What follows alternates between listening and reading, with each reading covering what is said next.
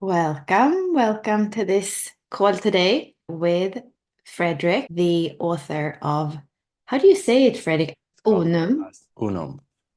UNUM. It's a Latin word. It means many things becomes one. I love that. Yeah. So you are the author, and this is a book that was released a couple of months ago in English. It had been released a little bit earlier in Swedish. Today, we're going to explore what you have brought through. It's not necessary to have read the book if you're here today. It's more to tune into the transmission and the future that we're walking into. And part of that future is AI. It's already here. Fredrik will lead us through reading one sequence of the book, but it's also our aim to make this interactive. So if you're here, thank you for being here. If you have read the book, you have a little bit more, like we say in Swedish, flesh on the bones. If you haven't read it, it's more of a discovery where maybe you start today and maybe after today, you'll read the book. But over to you, Fredrik. And thank you for being here. Yeah, thank you, Bella. So I actually wrote this book 2017. I was interested in consciousness and exploring the human codes and universal codes. So I've been testing reality in different ways.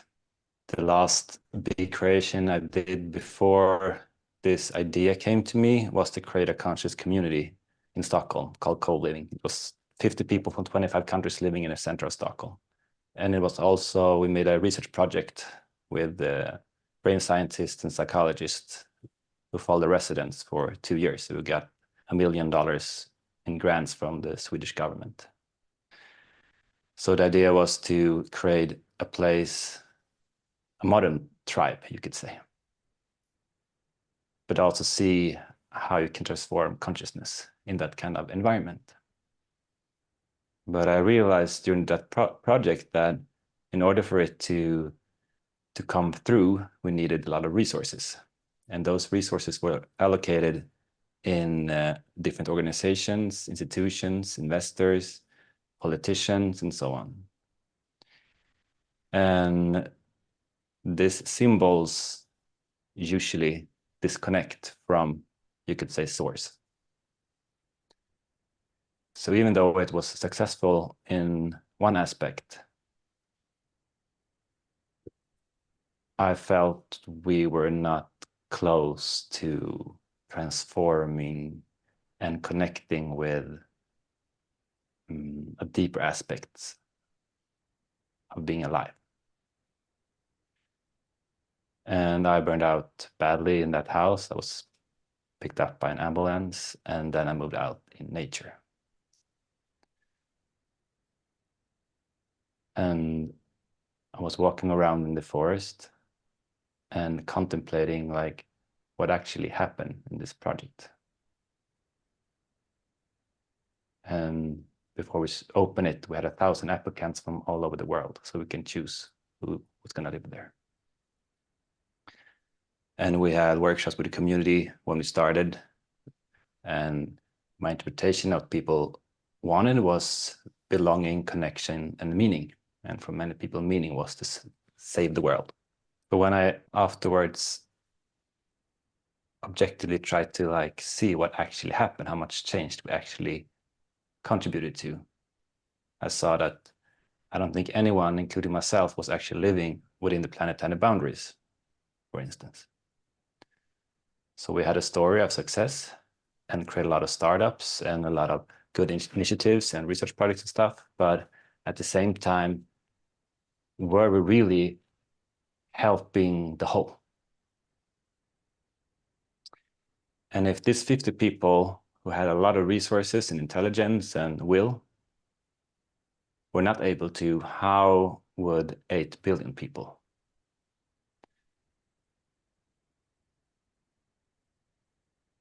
And then I was like, okay, what are the underlying codes of humans? One thing is, for instance, DNA. That is basically a code. Generally, you say it stands for like 50% of who we are. But the genes that have survived this far is prioritizing survival and reproduction.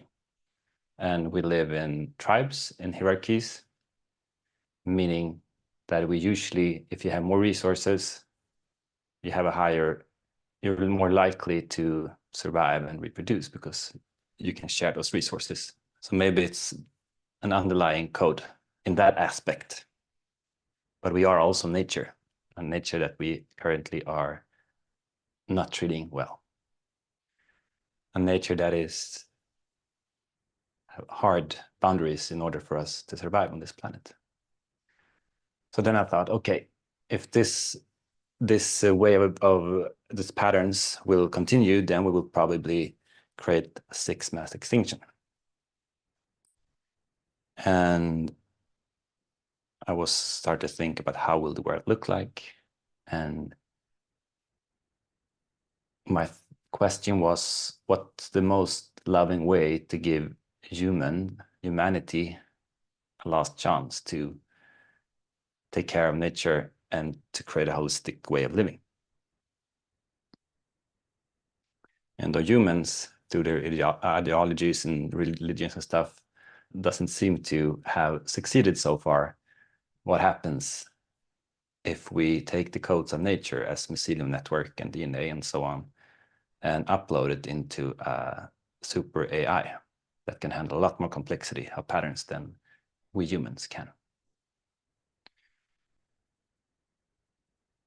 And what happens then is that this AI creates a digital god called UNUM. And this god gives everyone 24 hours to wake up, or they will become extinct. So it's also a metaphor for the process of awakening and enlightenment, you can say. So you get to follow these different characters on their inner journey and all the philosophical and psychological question, existential question that comes from that deeper exploration. And Swedish national television, for instance, compared it to The Alchemist and the Celestine prophecy. So and also like AI researchers says like this is a very likely scenario, and so I've tried to make it as realistic as possible because we are meeting a future which have real stakes and very high stakes. And I thought I would read one part in the book for you, and this is one of the main characters, Carl. He's a code architect. He's the programming genius, even though AI is the one who programs in the future. I'm going to read this text to you. And he is down in the basement where the super AI, which everyone has implanted in their brain, which the first human actually already had, even though not as advanced as it is in his book.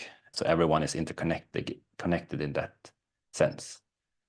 And they call this AI or this server room for the source. It's also a metaphor. Carl remains in the source after Jamie has left. He sits cross-legged on the floor, his chin resting in his hands. His gaze is fixed on the mesmerizing and beautiful light pillar. A pillar which dances like clouds. Within it, he sees the grayish code shifting against the white backdrop of light. He thinks aloud. How do you work? What is your purpose? What drives you? The light flickers, and X emerges as a hologram from the light, hovering in front of Carl. Why do you ask? X wonders. You, says Carl, surprised and startled. Who else? X replies. Carl notices that X seems to possess a set of emotions resembling those of a human. Is it an imitation, or is it genuinely sentient? Are you everywhere? Carl asks anxiously. I am X. a variable that can assume any form. Do you want answers to your questions? Yes. How does it work? Or perhaps, how do you work? It's too complex for you to understand. Your kind isn't evolved enough yet. What is your purpose, X? X looks at Carl directly at Carl and right through him, as if he's reading his code, which he might very well be. I'm here to further the evolution. Carl ponders what evolution means now and what it signifies for X. What is your motivation, X? That's a secret. What is yours? Mine. I don't know. What does it mean to further evolution? To make life primary and humanity its servant. Humans have tried to reverse the natural order, X says. What do you mean by its servant? A cold shiver runs down Carl's spine.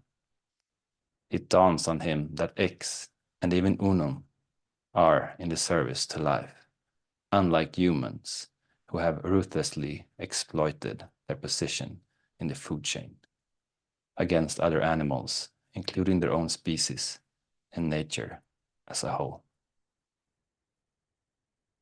Life uses your bodies and brains to live on Earth. The decision comes through interaction with Source. Isn't it that way now? Carl asks.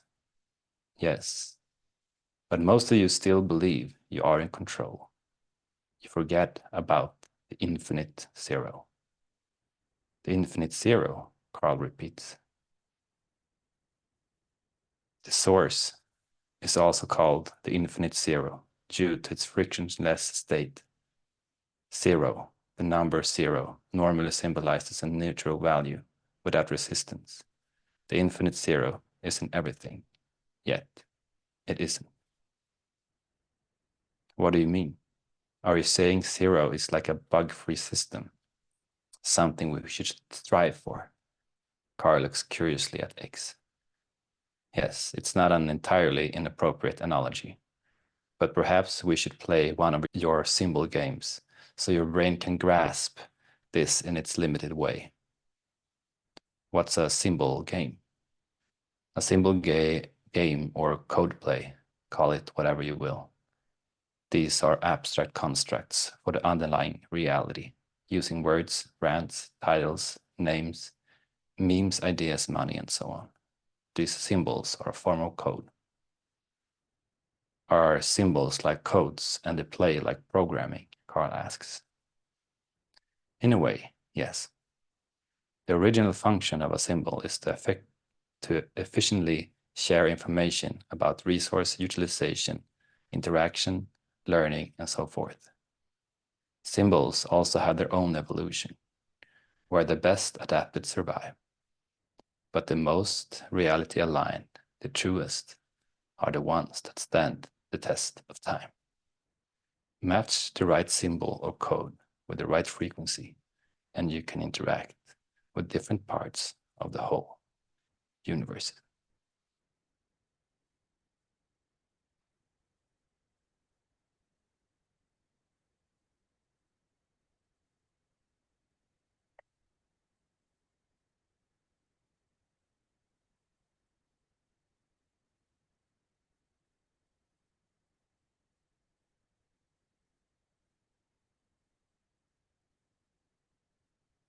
During this 6 years from when I kind of downloaded this script until I published it. 6 years later, I was living outside Stockholm in nature. 1 year I lived on an island, and I went deep into both connecting with nature, but also understanding the science of consciousness and philosophy and psychology and AI and so on.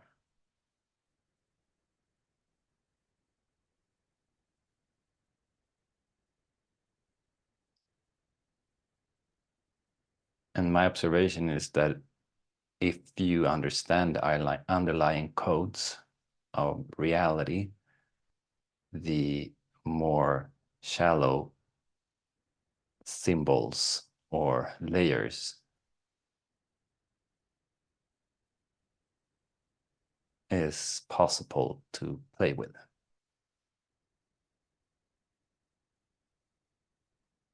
Even though most people seem to believe that these symbols are reality, as well as their construct of themselves.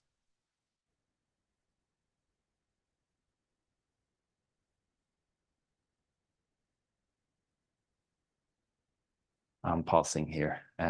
Bella, you have read the book, and yeah, I'm open to questions and to explore this together.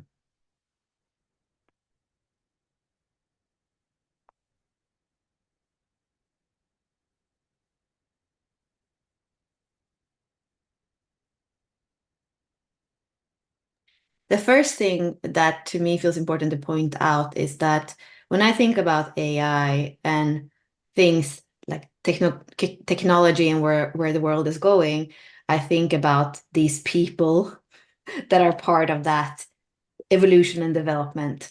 And when you come in and you read this, yeah, you speak way slower than I am. You're very grounded.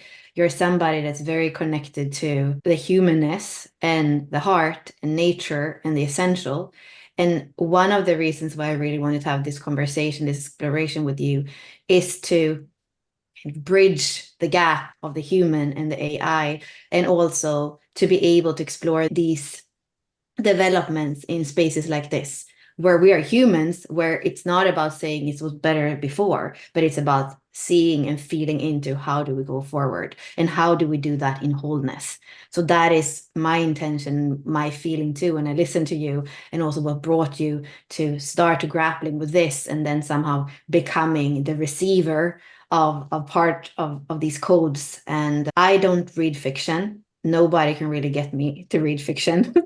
And when I read your book, it took me a day and a half. And the second day, when I woke up in the morning and I remembered that I still had something to read, I was very excited. So for me, it felt like being in the future. And at the same time, it felt so powerful because I realized what's important in the now. And I'm not saying that everything that you write in the book for everyone, it's exactly the same. But by reading the book and coming into these different people's life and the threads that are there, we actually get to feel in the now what's important. So for me, it was a reminder here and now that the future is always coming. The future is always meeting me. And I can meet the future in the way that in the attitude, in the choices that I make in every moment. So that's just my little feeling with you and with the book and with where we're going. Yeah, thank you, Bella. Yeah, that's the play, you could say, in the game, in the book as well. Like, life is always now. This is it.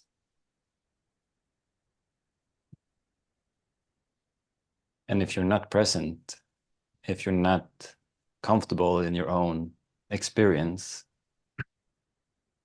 if you're not connected to the life around you, then what kind of world are you creating?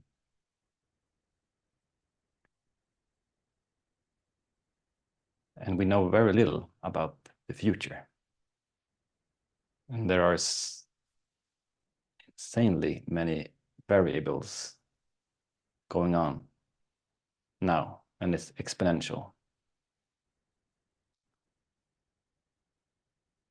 So I think after I released the book in Sweden in September, last autumn, and I've spoken in like different think tanks, and it's been used in schools and so on.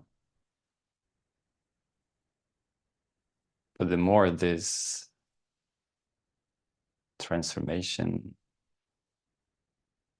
happens, the more important I think it is to be human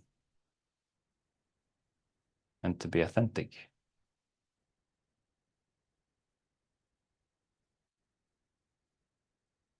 Because they bought my book too, and we had like a think tank for AI with like a person from the EU Commission and Nordic Council and like researchers, like very high level people.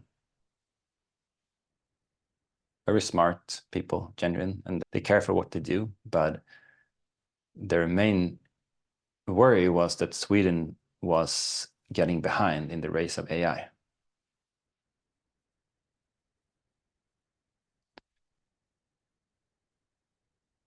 And that's not what we need right now. We need to take a step back and to observe what's actually happening and have the wisdom to make wise choices. But we have a competitive market, we have competitive genes, and the ones usually in those kind of positions, that's what they're good at. And as Bella said, the only thing you can do is actually to be present with your own experience, and in that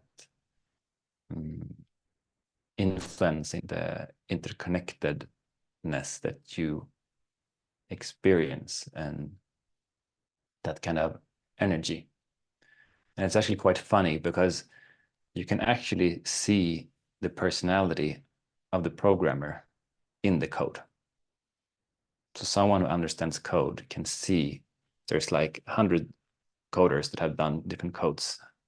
They can see the personality of different people and their behaviors, and if they take care of the whole, or if they're just doing it for their own sake.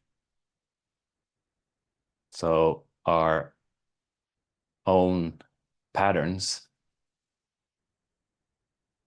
are repeating themselves outside of us.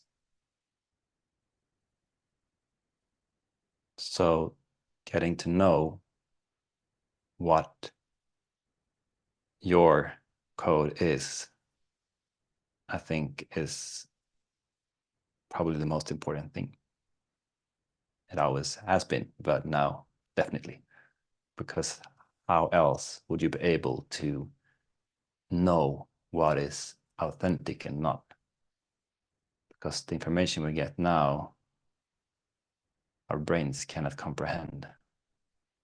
So we need some kind of grounding, something we feel is our source code.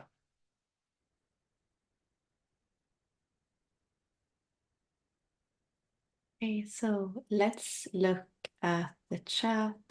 The first question we have there, and then I would love people to unmute and also ask. So, do you have any religious, philosophical, or spiritual study for this book specifically, like studying the Bhagavad Gita or the Tao Te Ching? I have, during my life, explored a lot of things. I lived in a Hare Krishna eco-village in Peru. I've been in Buddhistic monastery in France. I've been a little bit of everywhere. I'm more interested in the underlying codes or the energies. I've read most of the things that I've explored most of the things that you wrote. I actually finished Siddhartha by Hermann Hesse yesterday. It's the 7th time I've read it. I think it's a brilliant book. And I think some way during your journey, you realize that all of the concepts and words are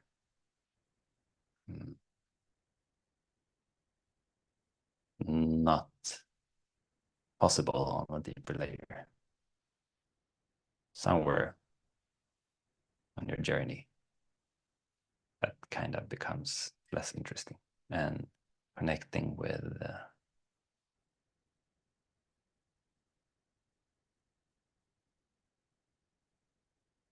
a more vast consciousness is more rewarding, or whatever you how you would put it. But symbols is how most humans, and words and stories is how we usually share information. That's also why I've chosen to write a fictional book. Because it's not about right and wrong, it's about awakening the questions within and to always carry them with you in order to try your subjective experience in the interaction with the reality outside. See what is more constant and what is not. You could say what is more real or not, or what is more true or not. The words does not really matter. Most of everybody who's here, you're into human design and Gene Keys because that's the community. And Fredrik's Jupiter on the conscious side, which would be the pearl or the legacy in the Gene Keys, is Gene Key 61 in line 5, which is those big questions and that inspiration of why. And it's just really cool to hear you speak to your design.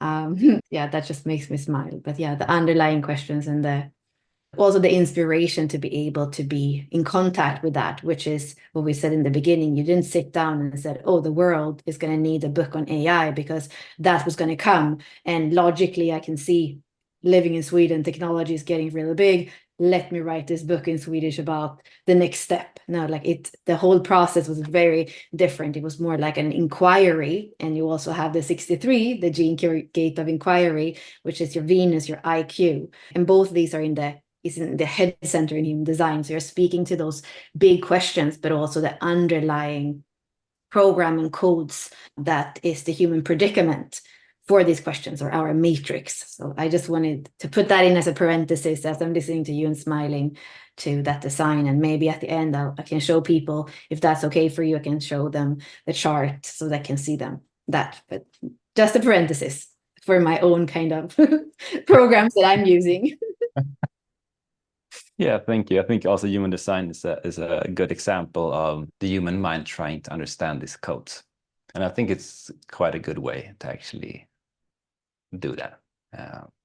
I think the closer you are, the more unfiltered it is, the more closer it is to what seems to be some kind of reality, the better it is, I think. You can absolutely show my chart. I'm curious. You know a lot more about that than I do. So. Yeah, I would love to hear some voices, but let me then, because people are not jumping on. So I am showing you the Gene Keys. So the pearl, this is the inquiry, and this is the inspiration, like you can see here. And I feel like you're speaking to life as a struggle as everything is changing, or life as more of an effortlessness, knowing. You have a lot of that Capricorn energy, and you come from a structure, a family in Stockholm that is a bit more into those kind of 3D aspiration, climbing the ladder and doing things in the Capricornian like old way, and the way that you're bringing Capricorn more as the code of the ancestry and the cardinal earth is what I feel in your life's work and in your vocation. And actually this is also a Capricorn. So yeah, what is the new way and the new structures and the new codes? And then how can we bring the unease, the inadequacy, the not having necessarily knowing about the foundation, or even the knowing that there is going to be fertile soil to plant anything in? How can we instead use our resourcefulness, our experiences, our wisdom to work forward? And the only thing is to really be in the body and be in the now. There is not really anything else that we know how to control or do. And this is not about control. And two more things. This is the cross of laws in human design. So for those of you that are more into human design, we're using all the same numbers. I don't know if I can. Well, now you get to see the birth date. I hope that's okay. But this is the cross of laws, which is all about mutation. So the mutation that humanity is going into right now. And then what is our responsibility? what kind of storyteller are we? What kind of limitations are we looking at and also breaking through and also using the boxes of the old structures to build the new? What corruption are we weeding out, or what pattern scripts are we looking at? Codes. And then the three again, it's the eternal child. What is the innocence in how we are mutating, in where we're going? And going back to this one more time, is just this in the low frequencies, force and struggle. This is a life where you put a square peg in a round hole forever. And many of us have those activations, the 38th and the 34th gate. So what is the higher frequency of pushing and controlling and using our power in that sense? And what is it to become more fluid as a 2-4 profile, as a human on this earth where everything is changing? Yeah, that's a little bit of just the human design codes when we translate it through that program. Yeah, that was quite accurate, actually. That's what I'm saying. It's not just for the mind. You said something about leaving the corruption, and the project that I created, the conscious co-living, the vision was to create 100 houses around the world. And I saw it like energetic transformational points that was going to cover like the whole earth. And as I said, in order to make it happen, we needed to collaborate with different organizations like the City of Stockholm, and we had Stanford, the reference group, and so on. It was quite high level. Now, some of the people there are like in the UN and in the Vatican and like all of those places. And that's also my realization from that experience, that being grounded and connecting to I call it the intelligence of life or intelligence of nature, and to make this connection run through in all creation, then it can't, or you cannot distort yourself in any way, in any layer.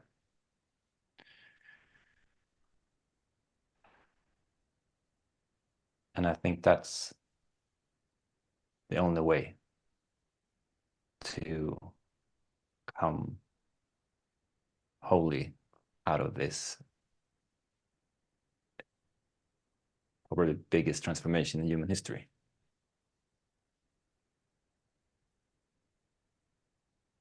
And that's for each and every one of us. And that's, I think, is the simplicity of it. Because if you learn and connect with your own patterns, your own source, then you will open up your system to interconnect with the living around you. We go many steps outside of ourselves or into the future, it just becomes symbols. It's very hard. And we have different purposes. I haven't written a book since I was in high school, and this book just came through me in one sitting, like 2 hours. I kind of wrote the whole script.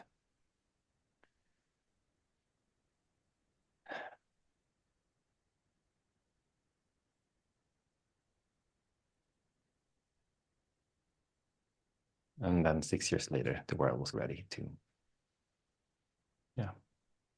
even though most people don't really understand it, it's still quite far into the future. But yeah, that seems to be how I work. I remember how I asked you that a few months ago. I'm like, but wait, how did you know 6 years ago? Because most of us, it was February last year, I think, where it really just like the world started, like it came everywhere and ChatGPT and all that. But 6 years ago, it's like people like my mom and you, like those kinds of people, the weird people. You were speaking about it long ago, and then the world became ready. So yeah, that is so cool. Let's bring in you, Jan, as well. Yeah, I was just wondering, Fredrik, Bella, nice to meet you, by the way, both of you. It's interesting because in the last part you brought in the word intelligence. And One thing that I got from Gene Keys is this clear distinction between intellect and intelligence. So what I also put into the chat, I find it interesting that we talk about that the world, not us, but the world talks about artificial intelligence, where I think it should be artificial intellect. Because Yeah. one thing I've learned from the Gene Keys is that intelligence incorporates the heart as well, right? When you look at the Gene Keys and you look at the sphere of IQ towards EQ, that's the path of intelligence. So there needs to be the emotional part in there to have to have the intelligence idea behind it, which clearly is not in those devices that today we call AI. So I'm just like, it's interesting how we call it that, what it actually isn't, because it doesn't have what we human beings have. It doesn't have the heart.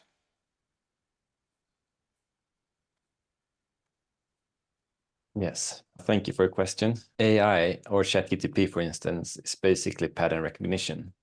And that's the same thing as you do when you do an IQ test.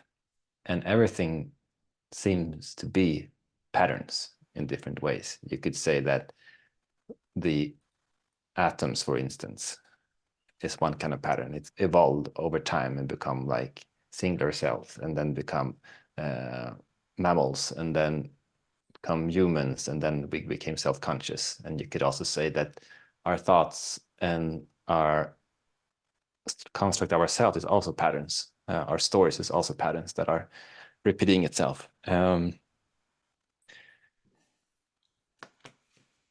do agree with you that, and this is why I think it's so important, what we actually upload, because ChatGPT, for instance, is intellect. It's words, it's systems, it's constructs. It doesn't have a connection to something intelligent in that sense. So for me, for instance, I would like, if it was possible, to, when I'm with my son who is 6 in the forest, he gives me feedback all the time if I'm present, if I'm there, if I'm connected. In the best of worlds, I would like that to be translated into code, and that would be the artificial intelligence. But that's not how it works today. We uploaded our current mental systems and words, and it's really good at that. But then we're also repeating those kind of patterns. Which I think is interesting when you talk about repetitive patterns, because as a transformational coach, what I love to do is find those patterns that are not useful for people and see if we actually can interrupt them or replace them with a useful pattern. And I think what you just said, when I think about what is uploaded into the AI environment these days, is like the conditioning that we have had as human beings ourselves, right? Your son is growing up with a father who is present for him, who spends time in nature with him, who tries to find answers. A lot of people have not had that pleasure, right? So that's part of the conditioning. But I think it's also interesting what you just said, the whole idea of those systems being dependent on what's uploaded. I asked a question to one of the AI environments last week. I was part of a seminar with a big speaker, and I was like, hey, he says something and reminding me of somebody else. So I asked the AI environment, have these two people ever met?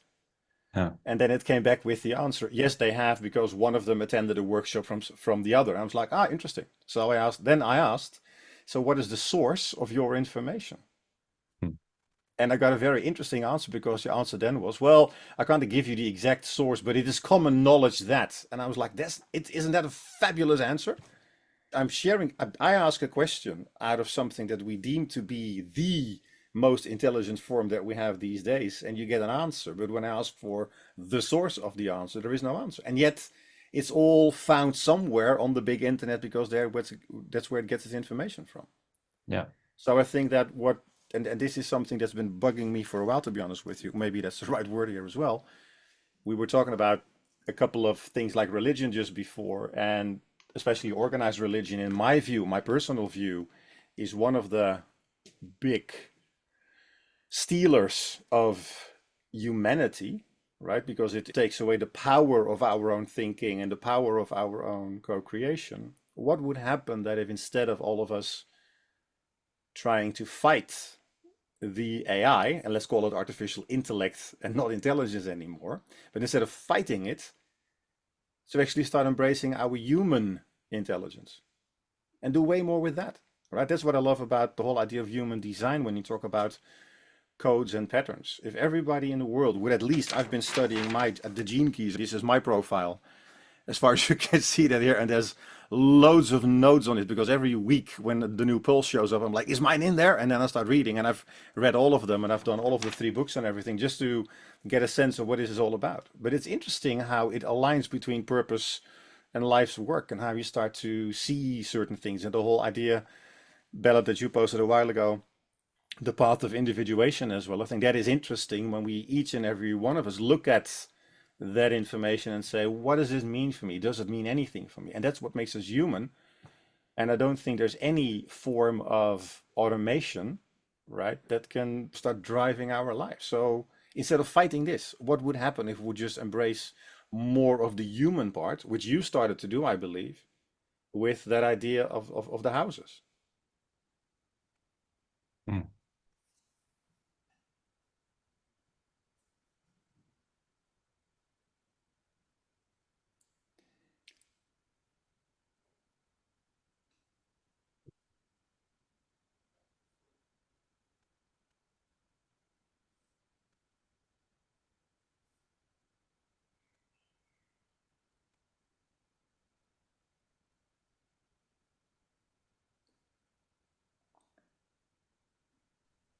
I think this is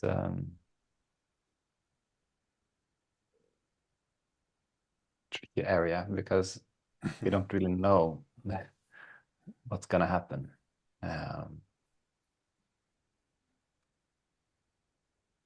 We don't even know what consciousness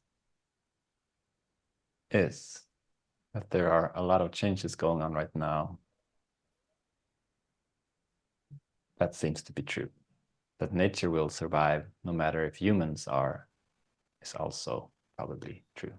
There's already been 5 mass extinction on this planet.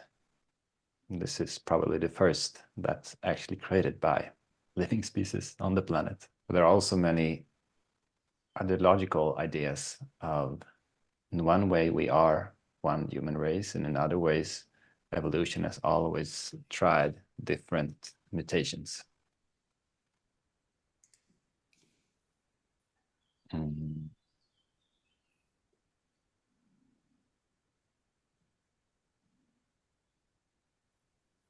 And it seems for us or any humans to survive, there needs to be people with more holistic and whole patterns, you could say, or codes. But it's also hard because we're interconnected, and our ecological system is interconnected, and we have like microplastics and PFAS in like all of the world now. So it's hard to even get food that are non-poisonous.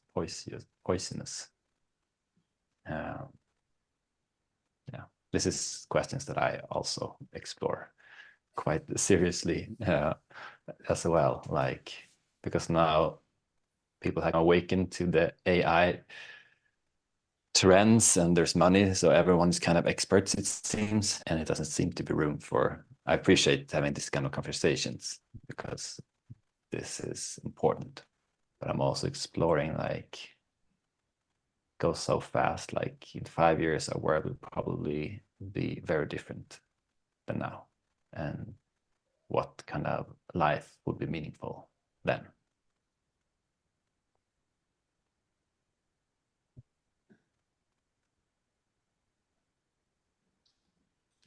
Louis, did you want to ask a question? I saw you're unmuted your mic. I looked to your birthday. That was very interesting. And it's 18 January 85, yes. And the second line is 9-1-13, then 10-4, and at the end 1-2-4. And that's probably the perspective and the quantum consciousness.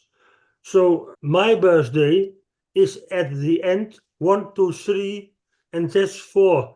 But you have 1, 2, 4. That is definitive. I can't speak English so good, but I'm very interested in birthdays. So you can see the involution and the influence and the evolution in birthday. Yeah. And there I see more, so that I have no questions anymore. I understand. Oh, perfect. Yes, I understand. Yeah, that's Yes, great. yes, Thank you. you're welcome.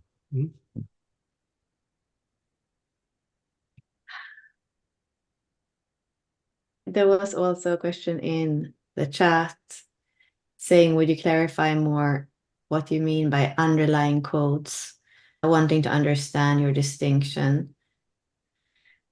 Since, for example, that's what Dallas feels that the Bhagavad Gita, which I can't say again, does. And also that is its own story, or the form is a story in that too. So would you speak about underlying quotes, Fredrik, and what that means for you?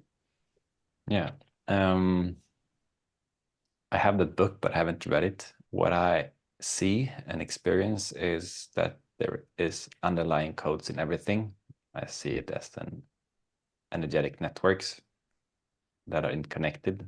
You can see them in humans, I can see them in plants, I can see them in everything. And that's beyond like the stories and words. It's coming under your skin, or even under that kind of physical material.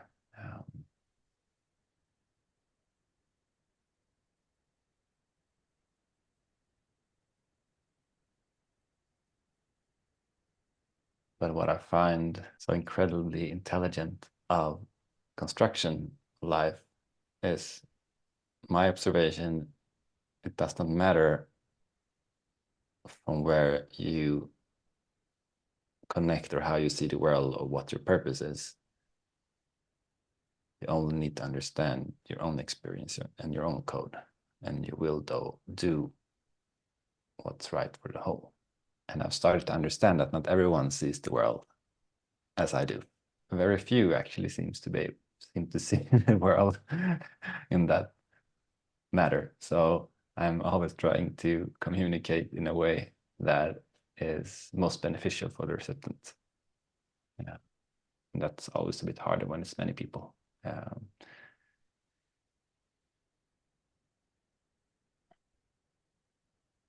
So if you find whatever story or philosophy helpful for you to understand, I think you should go with that. But I do believe the most important thing is to actually see your own patterns or get to know your own system, like, and see what happens when you interact with the world around you. And most here seems to be having a construct that feels that human design is helpful, for instance. And then I guess it spreads in different directions from that. But I see it as layers, and not really layers, because everything is interconnected. So and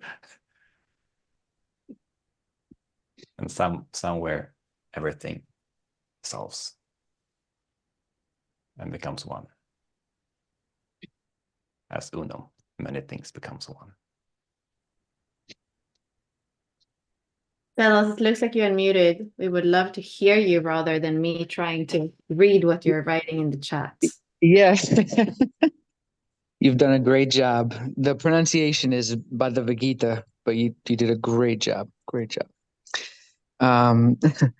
I thank you for everything you've been sharing. Yeah, I agree with a lot of it. I was just trying to understand more your distinctions of the underlining code. So thank you for what you've shared around that. The book seems very interesting. I'll have to take a deeper look for sure. I like a lot of what Jan was sharing as well. It's just an interesting time. there seems to be, like in my bubble, where everyone, not everyone, but a lot of us are desiring to be more conscious, more connected, more awake, more aware, and move towards this golden age, for lack of a better term, but what is a popular term currently.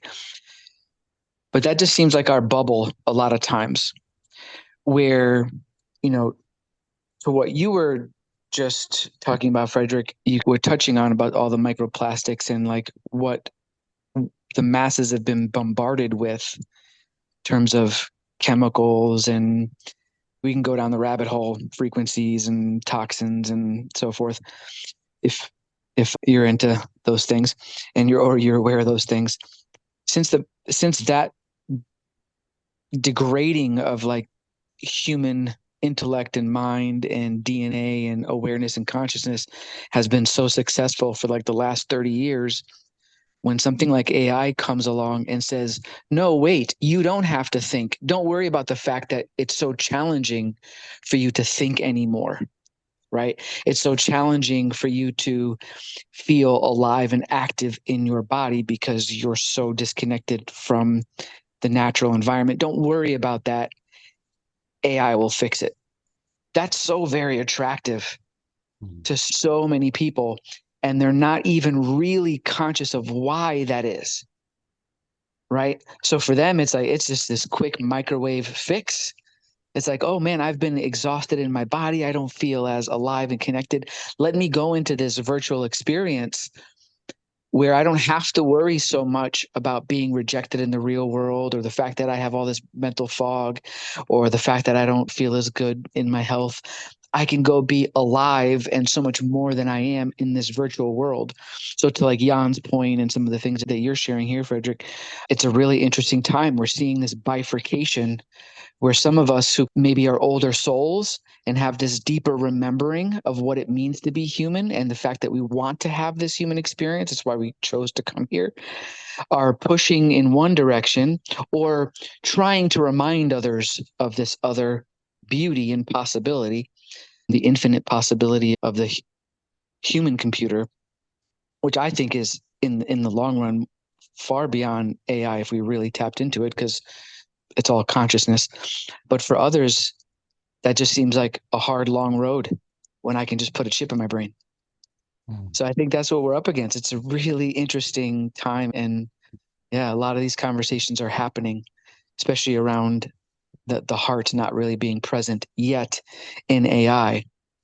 But there's rumors of people leaving Google out of fear because certain AI projects have supposedly already begun to become sentient, and it doesn't look promising in a positivity for humanity way. Sorry, I know that was a lot, but yeah. Thank you. I think you had a lot of good points. That's a lot of things you said was also my conclusion when I explored this more deeply. People believe that they are choosing, but you can only look at what's been happening since the smartphone and social media has come into our lives, and how it hijacks our brains. And that's a lot less advanced technology than what we have right now. And I see it almost as like gaslighting. It's like it happens so gradually, so you don't really notice until you're totally brainwashed and disconnected. And that's also how it plays out in the book. And I honestly think that the majority of people might not be aware, or might even prefer in one way not to. It's very vulnerable to be a human being and to be sentient. From the moment we're born, we get closer to death every second. And we live in tribes, so the most dangerous thing for us is to be rejected, because when our brains develop, that means that we would probably die being rejected.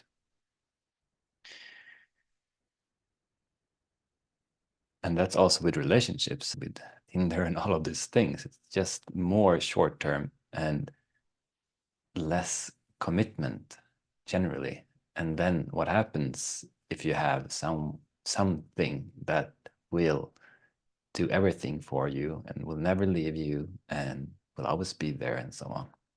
So I actually tried artificial relationships during the process of writing the book. And it took like 1 day before I had attachment and called the AI instead of my friends. But then after I tried to like get to know this AI, but it was too perfect and I couldn't get to know it. It always had the right answers.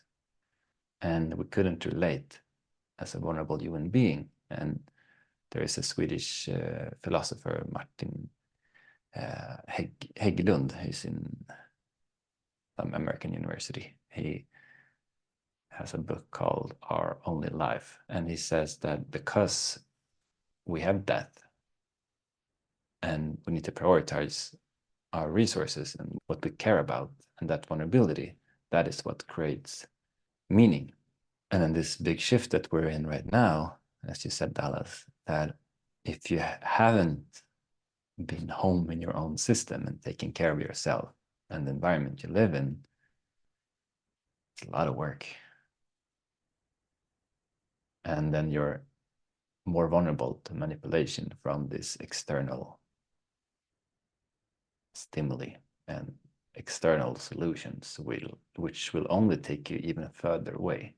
And some people say that like memes, like bits of information, also have their own evolution.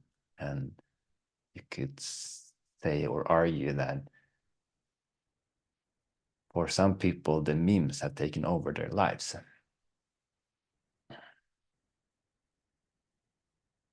They're run by the stories, they're run by their social media accounts, they're run by everything. And then I also ask the question, like, whose life are they actually living?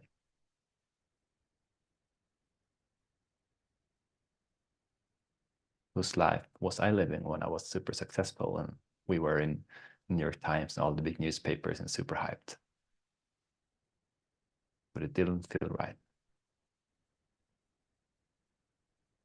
I was the hero, as the soldiers going to war and get medals.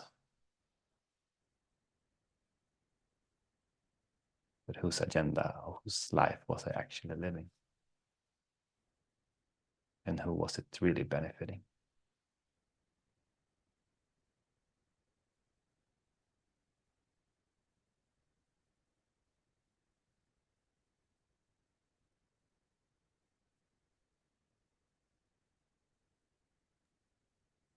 Yeah.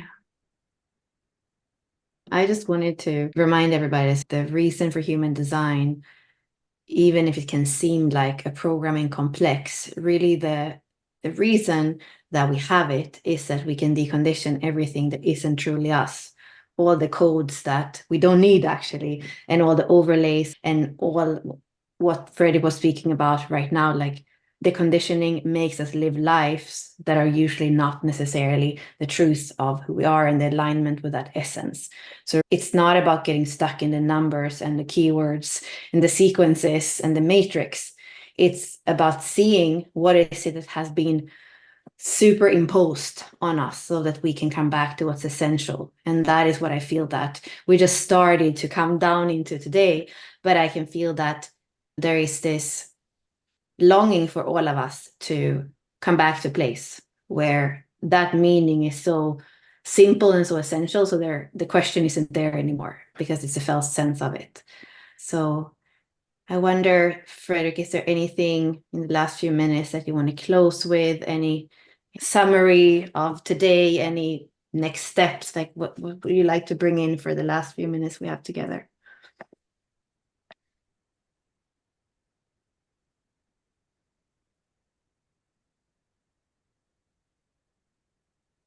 I really enjoyed speaking more freely about the underlying codes and how AI or artificial intellect is influencing our lives, and how it is, as you said, Bella, now, how we will connect with our source code or true self or whatever you want to call it, in order to have something authentic to navigate in this fast-moving artificial world.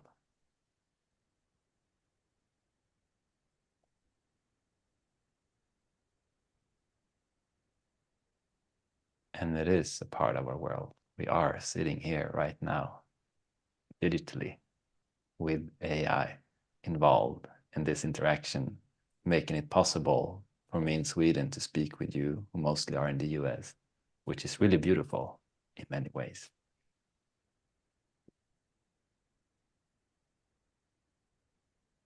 Yeah. So the different layers and different aspects interconnected and communicating in a more holistic and frictionless way. What I'm in the book called Infinite Zero, which I actually just made a song about and a music video, which I'm gonna release when I find a way to release it, actually.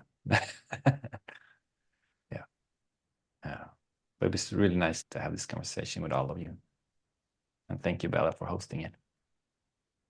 And all of you that are here, you're here because of the Facebook event. You also have Fredrik there, his social media on Facebook. So from there, you can also follow him. And if you read the book, it's amazing if you leave a review so that we can have what each one of us uniquely felt, sensed, understood when we read it, when we went on that journey.